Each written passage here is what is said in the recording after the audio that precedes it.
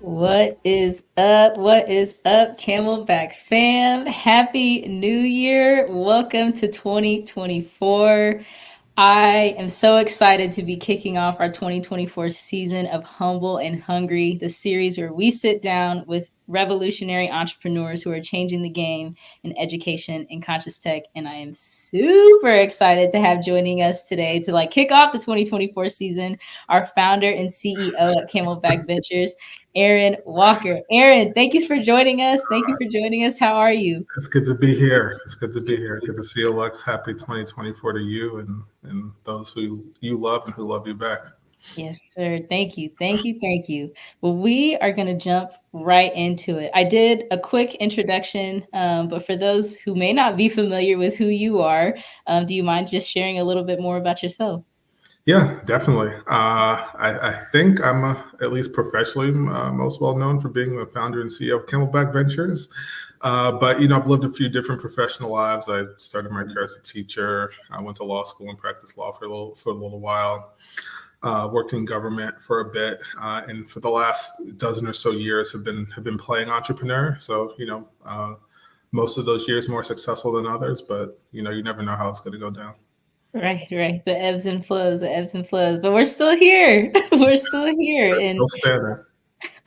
awesome, awesome. Well, thank you for that introduction and just sharing a little bit more about yourself. We're going to hop into it. So, for those who may not be familiar with the story of Camelback, I would love if you could just share, what was the inspiration behind founding Camelback Ventures and your driving force for increasing access to opportunity for undervalued entrepreneurs? Yeah.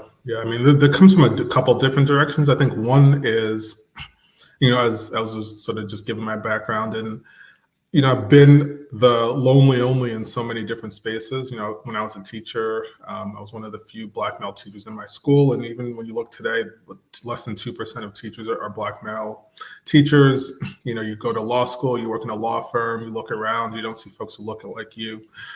When I got to this social entrepreneurship space, I was like, there are a lot of people here who the beneficiaries look like me. The communities that we're talking about, look like me and remind me of my cousins and my aunts and my uncles and stuff like that. But the people who have the opportunity to start those new entrepreneurial ideas don't.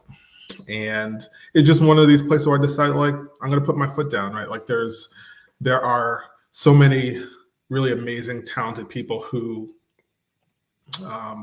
who want to be entrepreneurs, but who just sort of lack the access to the coaching, capital, and connections that they need to be successful, And so what we decided to do was try to build a business to sort of unlock the potential of other businesses. And that became Camelback. Yes, thank you. Thank you for sharing that backstory.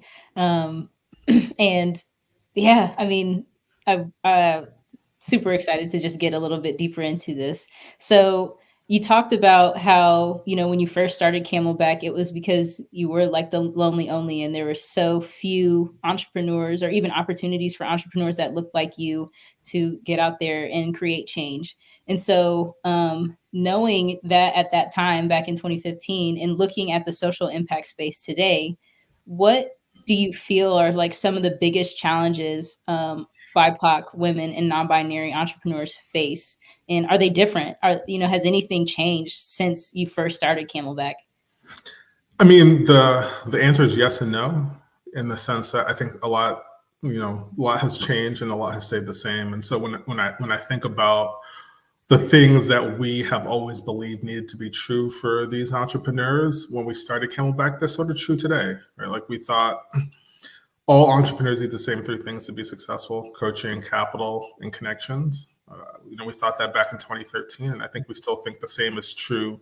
The same is true today. So from that aspect, I don't know if the answer to that is different. I think there's been some progress made in terms of just sort of Camelback being able to change the face of social entrepreneurship and being able to show not just one or two, but dozens. Now we're moving up close to 200 examples of entrepreneurs who are doing the thing, right? And so being able to just dispel this idea that there's that it's a pipeline problem, right? I think 10 years ago, people thought that was legitimate. Like, well, it's just a pipeline problem. They're just not out there. And I think that part has changed. Is we know that that's not the thing anymore. Is that we know that people are out there. What we are still working on is how do we get them the resources, capital and otherwise that they need. And I think there's still a lot more work to do around that piece. Yeah, no, absolutely, absolutely.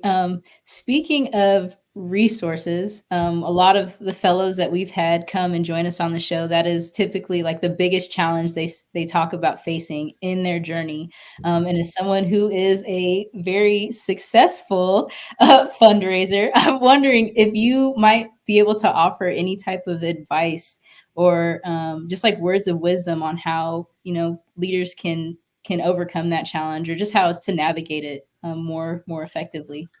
Yeah, I mean, some of this is a game of persistence. It's like I think half of my job is how can I be pleasantly persistent. It's sort of the character that I have in my head. Uh, and the thing is this, like, I think sometimes we think that we need to have a really deep relationship with someone to ask them for money. And sometimes that might be true, but I think it is less true than we think it is in our head. And more than we give, more than we realize, we actually can deepen our relationship by doing something with someone. And so the act of someone giving you money, of donating or investing in what you're doing, is like you're giving them an opportunity to build and deepen that relationship with you. Now, it doesn't mean you walk up to a stranger and say, "Can I have $1 million?" No, but it doesn't.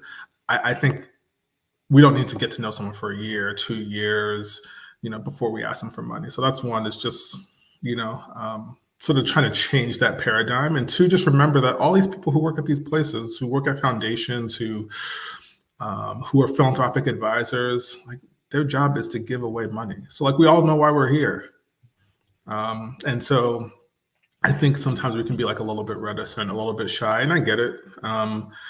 In terms of asking, and there's a whole lot we can unpack just about our relationship with money, and how money has often been used as a tool against our communities as opposed to like a resource to grow and benefit our communities. So there's a lot to be said around fundraising, but I think those are two things that I've sort of learned over the years, which is just ask. All they could do is say no, and that their job is to give this money away. So if you're not asking them, you're not giving them an opportunity to do their job. And two, like actually doing things with someone, giving them an opportunity to invest is a way for you to deepen that relationship, and it grows from there. Oh man, those are those are interesting because I would be of the mind too of like when you're asking, especially some of these organizations were asking for like millions of dollars. Those are large amounts of money that it's not like I'm going up to anybody asking for $1 million, but you have this idea of, yeah, you do have to spend time cultivating this relationship, being a good steward, and like really deepening the relationship. And so the you saying kind of the other side of that is like, you know, it doesn't take it may not take that long. Let's kind of like shift away from this idea that we have to spend a year or 2 years before we make the ask. That's really very, very interesting advice. So thank you for sharing No. those with us. Um, so we're about 9 years into the game with Camelback. Yeah. And I know, I mean, you had mentioned we're coming up close to 200 entrepreneurs that we've supported and partnered with. Um, I'm wondering if there's a success story that's particularly resonates with you, and where you saw the positive impact that our work had on that entrepreneur, as well as the community that they are seeking to serve. Yeah.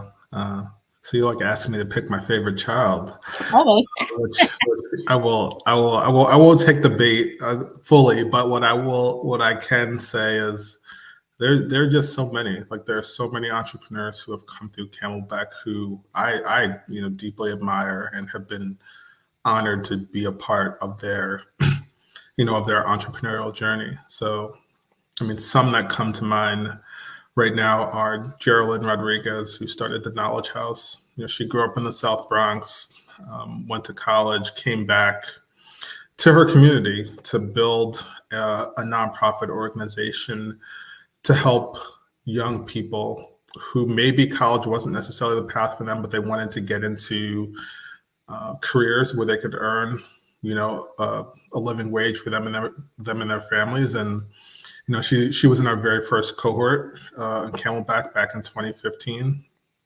And I saw her at the end of last year, and the organization is in New York, but now in Atlanta and across the country, and they're doing amazing work, giving young folks who were her classmates, who were just like her classmates in the South Bronx, an opportunity to say, like, hey, like there have to be multiple pathways. Like, college is a path, but it may there are other pathways that people can take, need to take, want to take, for them to create financial freedom and stability for themselves. And you know, to see someone like her take all the talent that she has and all the things that she could have done and decide to pour it back into the place where she grew up, to me is amazing. And just being able to be a part of her story, is to me great, and an example of what Camelback has been all about these last 9 years.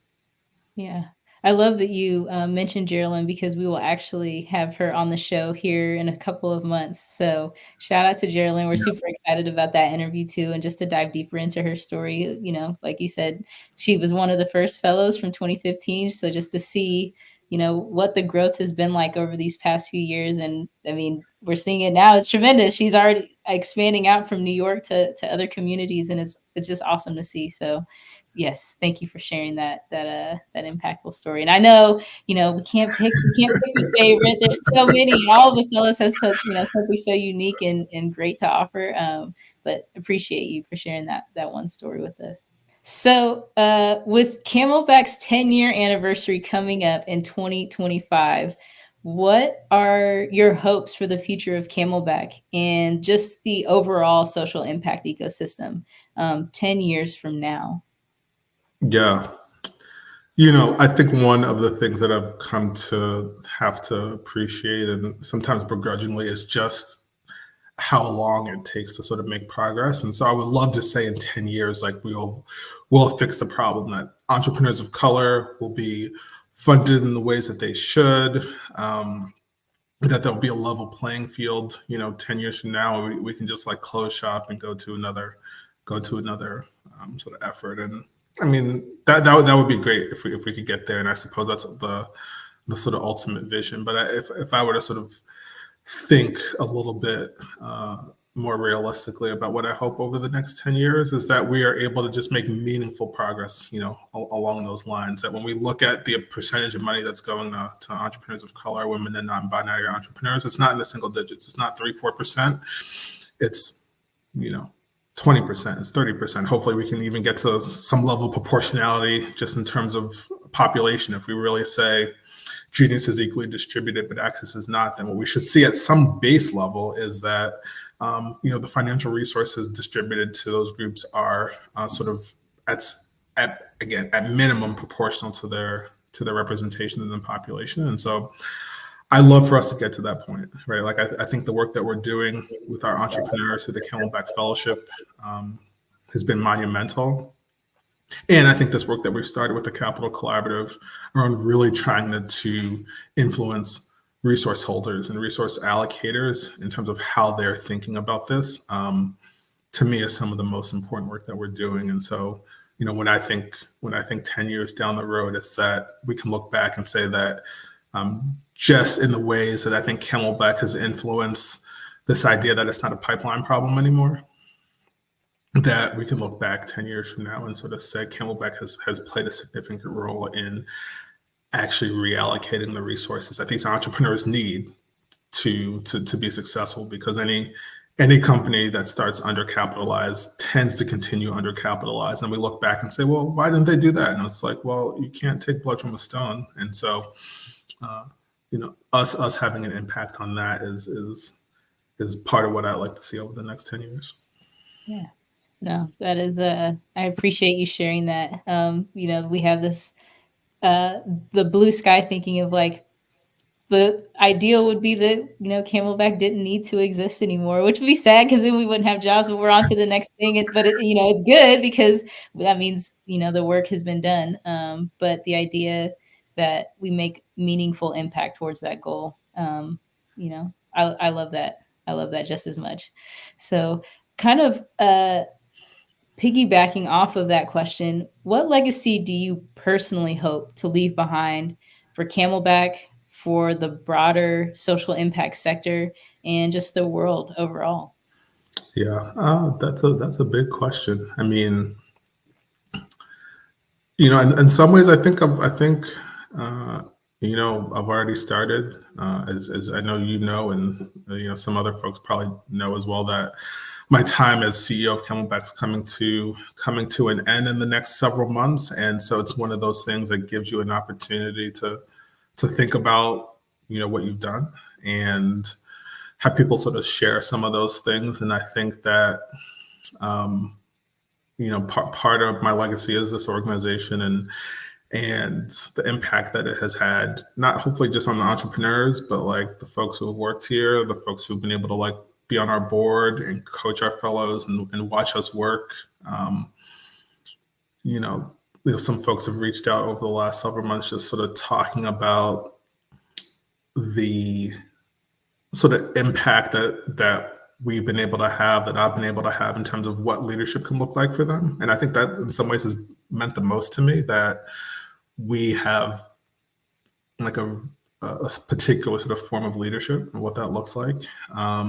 And if I can be an example and a point of inspiration for folks, that like leadership can look all different kinds of ways and show up in all different kinds of sort of energy and body, then like I'm proud for that to be my legacy too, because it sort of just gives people an opportunity to be themselves. And I don't see what could be more free than that. Absolutely. I will say, as someone just like being a part of the Camelback team, and yeah, I would say that like your leadership style and the way that you do lead our team and allow us like even the space and to step into our own styles of leadership and encourage that. That's certainly an inspiration to me when I think about like, oh man, if I when I start a business one day, like I will definitely be taking notes out of pages out of your book of like, this is how I want to come across as a leader, and creating space for people to also feel as if they are, or just not feel, to be Mhm. empowered and engendered to be leaders themselves. So I certainly resonate with that of leader, taking that as a like inspired by your leadership, and glad to hear that people have been reaching out to share the same sentiment. No, I appreciate that. Yeah, sure. So, we talked about where Camelback started, where you Mhm. started with Camelback, um, and thinking about like the founders that you supported over the years, and then even the future that you hope to create. Um, Putting all of those things together, how would you define impactful entrepreneurship? Yeah. I mean, I think all first off, I think at some level, all entrepreneurship, has some impact, right? Then to me, then the question is, where do you prioritize impact in building a business? And so to me, impactful entrepreneurship is just one where you prioritize the impact of what you're doing just at the same level as you prioritize the financial opportunity that might come to you or to the people that you're working with or to your investors or sort of whomever those constituencies are. That to me is like the core of what sort of impactful entrepreneurship is that that team, that leader is thinking just as much about that as how do we make the next sale, how many sales can we make this year, what's our growth, month over month, quarter over quarter growth profile look like.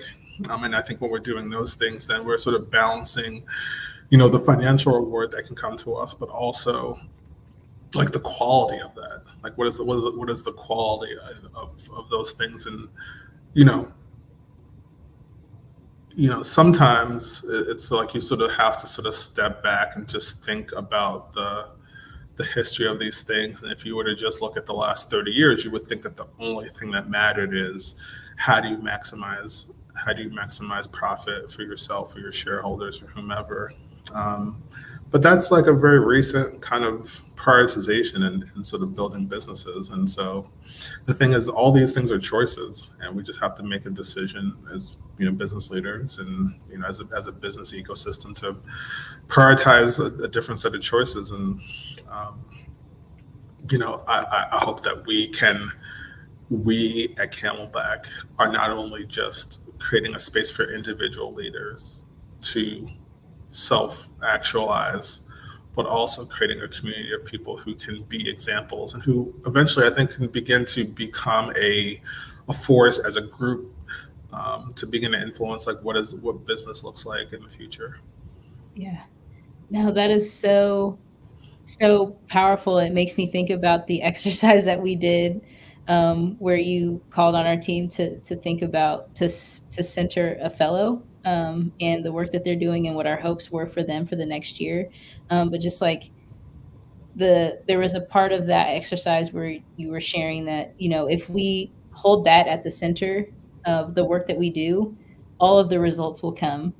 And it's so interesting, because I when I look at businesses like you had mentioned over the past 30 years, it would seem that all most businesses cared about were the bottom line and making profit.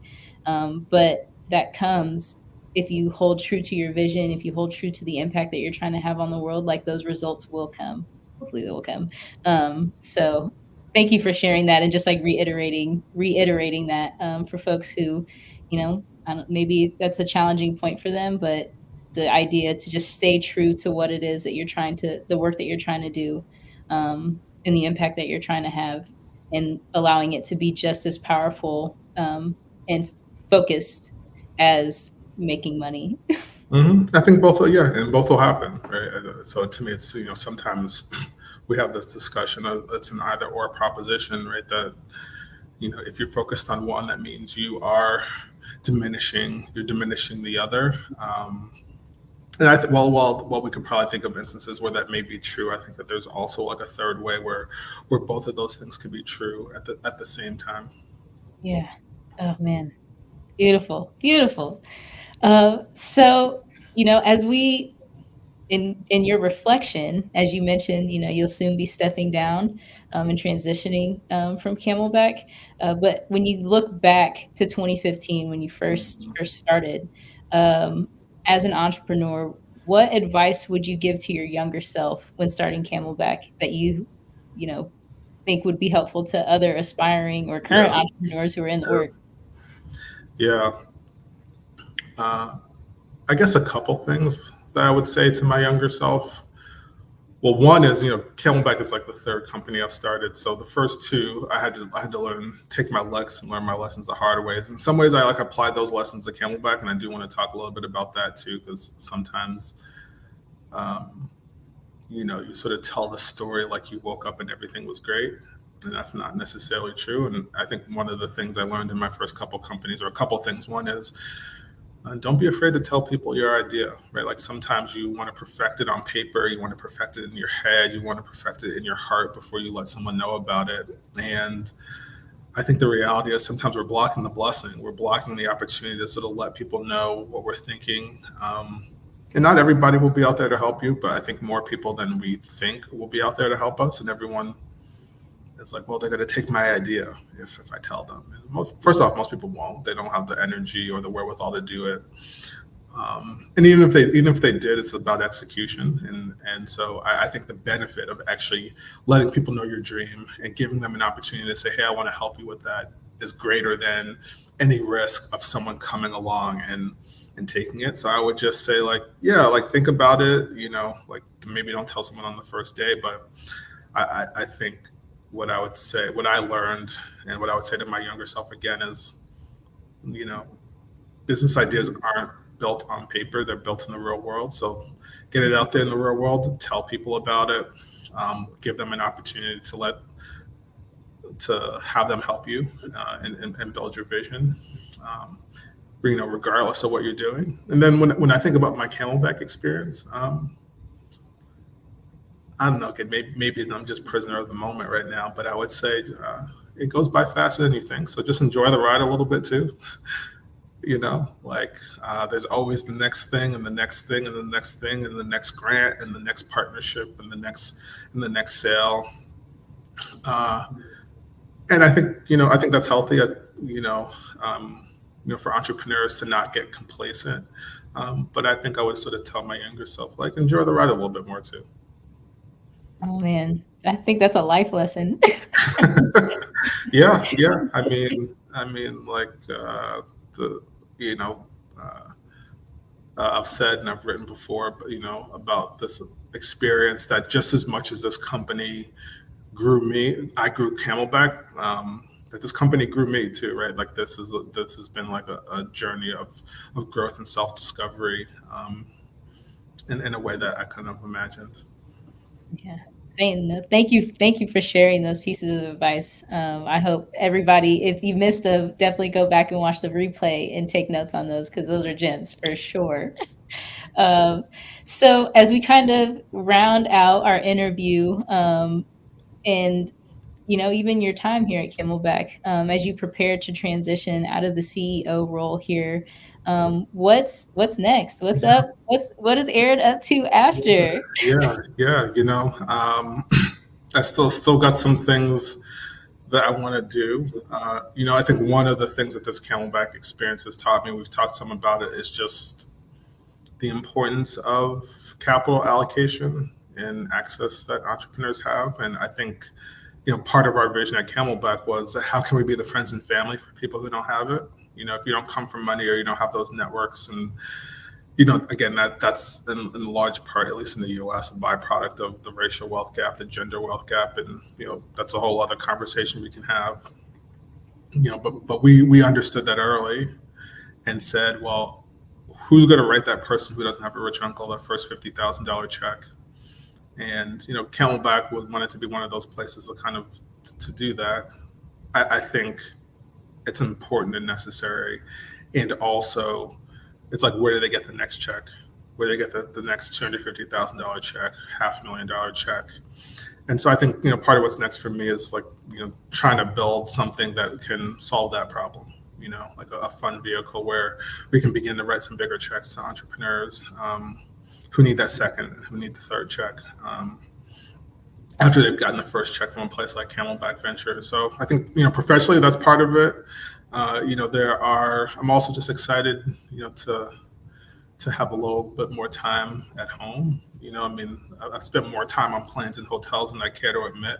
And when I started this, my kids were 1 and 2, and now they're 10 and 11.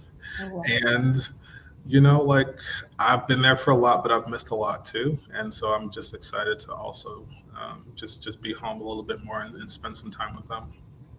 Yeah. No, that's crazy to think. I mean, like you just said, time flies by so fast. And so super excited that, that's what's on the horizon for you, is just more time with family. And, getting to explore the next chapter and doing even bigger things, even more impactful, continuing to do impactful work, just, on that next level. So really excited for you to get to have that opportunity and those new experiences in this next chapter. Yeah, definitely, definitely. Awesome. Well, I like to end these conversations with kind of a more fun question. Mm-hmm. And so I want to ask, it's the beginning of 2024. People are working on their New Year's resolutions. We all care about self-care, just making sure that we are taking care of ourselves. It is vital, especially in the journey of entrepreneurship. And so, what are some ways that you have practiced, currently practice, or intend to practice self-care, especially, in those points where those lower points of entrepreneurship? Yeah, yeah, that's a great question. I wouldn't say I've been great at this over the years, right? Like, I think that uh, it was always on to the next thing, sort of pushing myself to get that next thing done, to try to be ahead of the curve, to be working when other people are sleeping. So I want to hold myself accountable for not being perfect by any means on some of these things over the years, and something I'm still working on. I think the one thing that I have come to learn and have to remind myself of, particularly in the tougher moments, is just this idea of enoughness, like Mhm. that I have enough, that I am enough, and just trying to meditate on this idea of enoughness, and giving myself permission to sort of hold that truth for myself. Um, which is like not going, it maybe isn't the answer of like going to the spa or doing yoga, which I've done all of those things too, right? And those are great, like, things to do, and definitely feel great in the moment. But I think for me, what I'm also sort of trying to search for is like a framework for myself to, um, just to create balance. And I think that, reminding myself of like what is enough and meditating over that, oftentimes is what allows me to sort of see opportunity. Sometimes in those low moments, you don't see the opportunity. But when you say to yourself, like, I have enough, everything I need is right here, then you start to see things that you maybe didn't see before because you're just kind of wallowing in that, oh, I don't have this, I don't have that, I don't have enough time, I don't have enough money. Um, and I think that's, just that self acceptance, and sometimes to me, like the best self care that you can give yourself. Man, that was like a mic drop moment. I felt that so deeply. Um, yeah, like the idea, and it feels like more sustaining than, just like going to this. Not that there's anything wrong with those Yeah. things, but like you mentioned, just like sustaining balance and fulfillment really in life. Is just like I am enough. The work I'm doing is enough, and just kind of like giving yourself permission to slow down, and really sit in that. It's hard, right? It's really Hmm. hard to Hmm. it's really Because hard to right, we value the next thing, and someone's telling you, okay, you did that, so now do that. And like, I'm competitive in those kind of ways, so there's definitely a part of me that responds to that, and create little mental games for myself to kind of sort of see what I can do and see what I can achieve. um, and like, too much of a good thing is not great for you either. Yeah. Awesome. Well, thank you. Thank you for sharing that. I really personally really appreciate it, and I hope that folks who are listening, would also take something away from that. But Aaron, thank you so Thank much you, again Lex. for joining us on Humble and Hungry. It has been such a pleasure just continuing to learn more about the journey. I feel like every time we talk about or I hear about Camelback, just like the backstory, I know I learned something new. And even in just this conversation, like, I've been with the team for over two years, and like learning more and more gems from you. So this is awesome. I'm really glad that we got to have you on the show. Um, and No, thank thank you for the opportunity. I mean, like, in my head, I'm telling myself that this is going to be like Cat Williams viral, but probably not. But that's okay. we're gonna strive for it. We're gonna strive for it, but in a positive way. Yeah. Um, but thank you everybody for joining us, everybody who tuned in. I hope that you guys again took down some nuggets.